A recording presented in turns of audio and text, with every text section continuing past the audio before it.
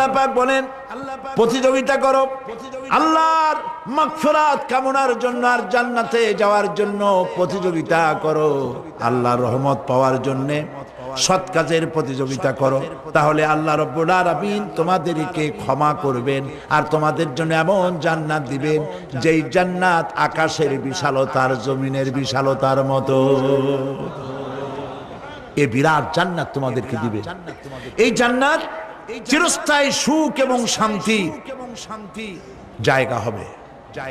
মাসালুল জান্নাতিল্লাতী উইদাল মুত্তাকুন ফিহা আনহারুম মিন মাইন গায়রি আসিনিন ওয়া আনহারুম মিন লাবানিন লাম ইয়াতাগায়্যার তা'আমুহু।